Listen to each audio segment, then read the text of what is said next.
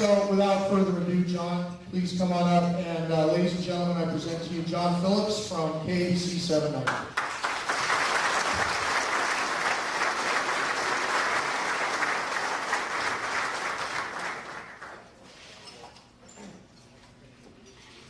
All right, well, the first uncomfortable truth I'm going to start with today is that Steve is the one that broke the microphone. I don't know anything about missing bottles of booze in the hotel room either. But I'm so happy to be invited here, so happy to be here, such a huge audience. I have to admit, I wasn't expecting there to be so many people out there. It's such a fine hotel, and the food is fantastic. In fact, there's so many forks and knives on the table, I barely had enough room for my elbows. As they mentioned, I'm the John that broadcasts on the radio, that does so without a guy named Ken that's sitting by my side. I'm also the John that broadcasts on the radio without John Cobelt's W2, but we're working on that as well. When I'm here today, and what I'd like to do for the speech, is I'd like to talk about the media, because you guys deal with the media on a regular basis, sometimes not always the best of circumstances, and the media is not always good with police departments and police officers. In fact, that's one of the reasons why I'm so happy to be here. I'm happy to be here because you guys do such a fantastic job, but also because it's going to piss all of my colleagues in the media off. And I couldn't pass off that opportunity.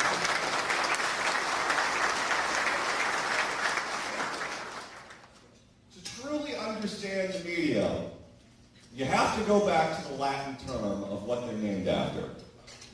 Media is plural for medium, which is Latin for weaning. That's what they are. And there's a number of myths that they have about police officers that just aren't true. So I just wanted to go through the top few myths that the media has about police officers. First myth is that police officers are paid to be shot at. Many people in my profession believe that to be true. They believe that to be true because you're carrying a piece, because you drive a big gaudy American car, and because you're wearing bling on yourself, your badge. They have it half right. People are out there who do get paid to get shot at, who wear lots of bling, drive big, gaudy American cars, and carry a piece. They're called rappers.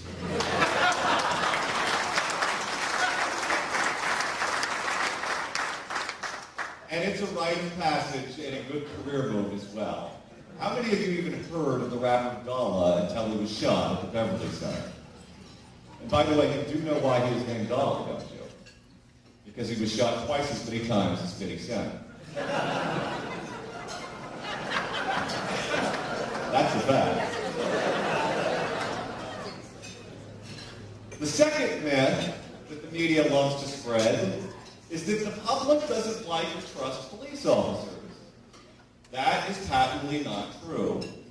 Every poll that I've seen polling the popularity of police officers in big cities across America, including cities in California, shows that the police department is the most popular department in a big city. More popular than the Department of Water and Power in the case of Los Angeles, more popular than the fire department, more popular than any other agency. And if you don't believe those numbers, just look at what politicians do when they run for re-election. When Mayor Antonio Villaraigosa in the city of Los Angeles ran for re-election, he ran as Chief William Bratton's pet poodle.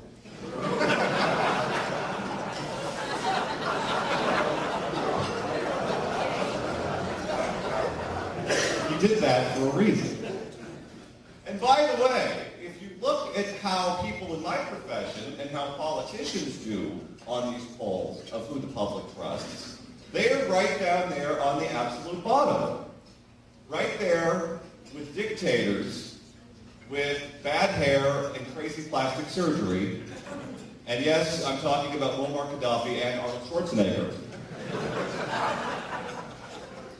By the way, speaking of Muammar Gaddafi, it looks like today might be his last day. Huge clap.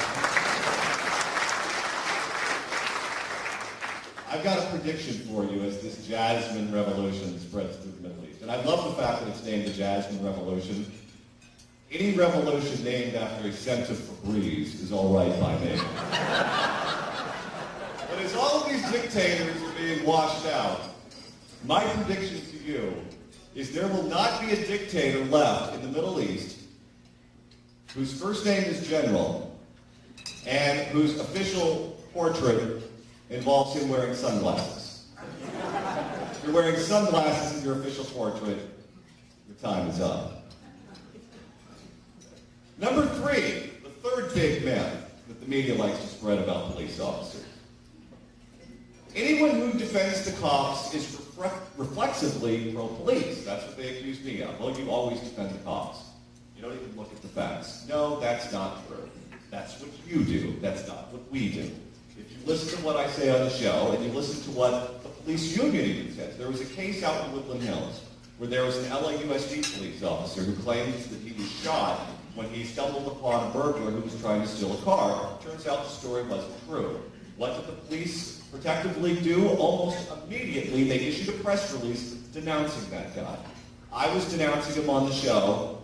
Same thing with the correctional guards who were selling cell phones to inmates, including to Charlie Manson.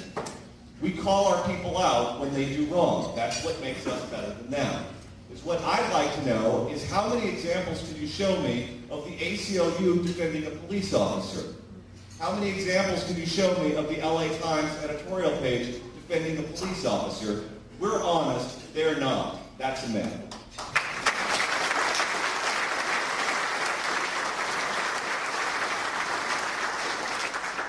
By the way, when I was doing my research, I found out that's almost entirely true when talking about the ACLU, because if you count the hookers dressed as police officers locked in Charlie Sheen's bathroom, I do defend them.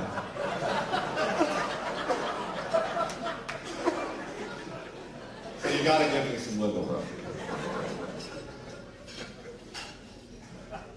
Another myth that the media loves to spread is that whenever there's a discrepancy between a cop and a suspect, we have to give priority to the suspect because they are the sympathetic figure.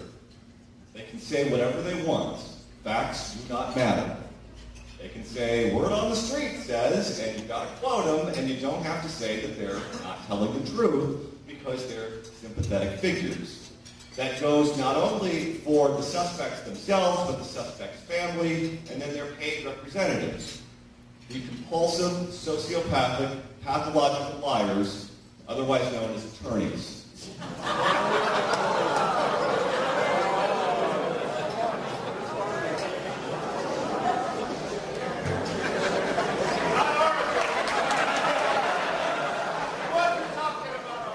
I'll get to that.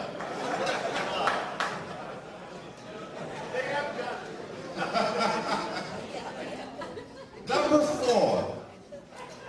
With all due respect to the city attorneys in the room, city attorneys are not law enforcement.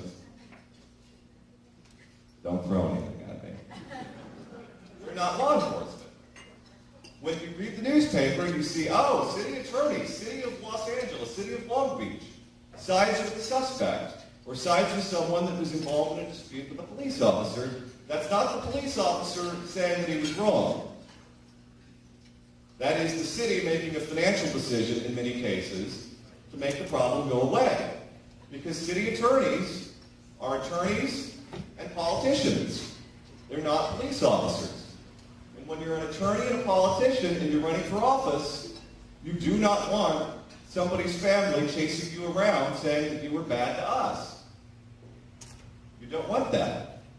But when people in my profession see some sort of settlement, or they see a check going out to someone, that's as if the police department admitted that they did something wrong, that they were at fault, when that's not always true.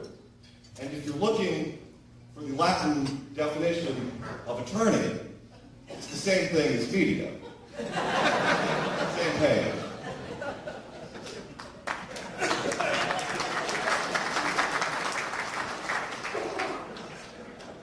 So that being job. Keep doing what you're doing. You keep us all safe. You do it under horrible circumstances. You're cleaning up society's mess. You people are the ones with the mop and the bucket that are going out and cleaning up what society does, how the politicians screw it up, how parents screw it up, how everyone screws it up and then just leaves the mess to you. You people do a fantastic job. You do it under horrible circumstances. And the media and the public, and well, the public has respect for you. The media, not so much, but ignore them.